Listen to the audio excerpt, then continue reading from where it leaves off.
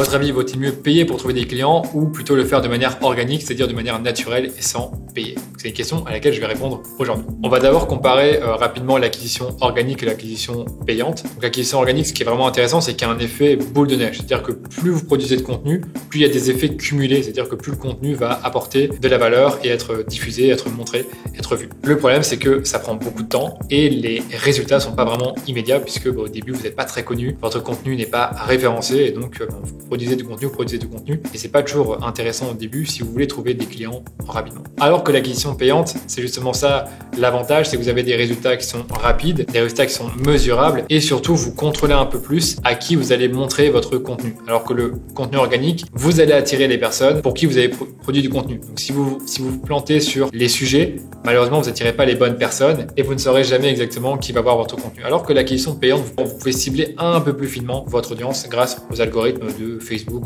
de Google pour avoir des résultats qui sont plus rapides. Et moi, ce que je vous conseille aujourd'hui, c'est pas forcément de faire un choix entre les deux, c'est de faire un mélange, un mix entre les deux, donc d'avoir une stratégie de contenu pour avoir du trafic organique, donc d'avoir de la visibilité et des leads qui sont gratuits, et aussi de faire du payant.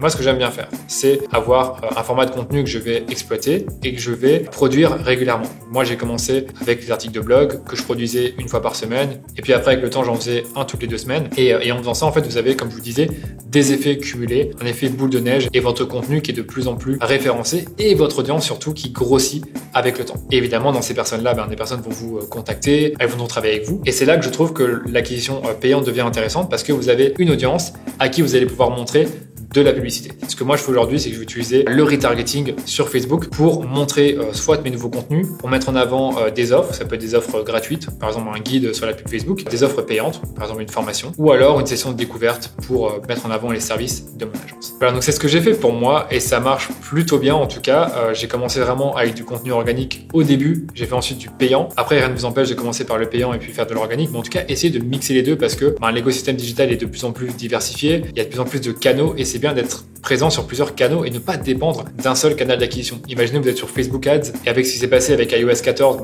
Facebook Ads risque d'être moins intéressant pour les annonceurs et si vous dépendez uniquement de Facebook Ads, vous avez un risque que votre business soit moins profitable avec le temps. Alors que si vous avez plusieurs canaux comme le blog, le podcast, LinkedIn, Instagram, vous êtes un peu plus protégé contre le changement des algorithmes ou les problèmes extérieurs comme iOS 14.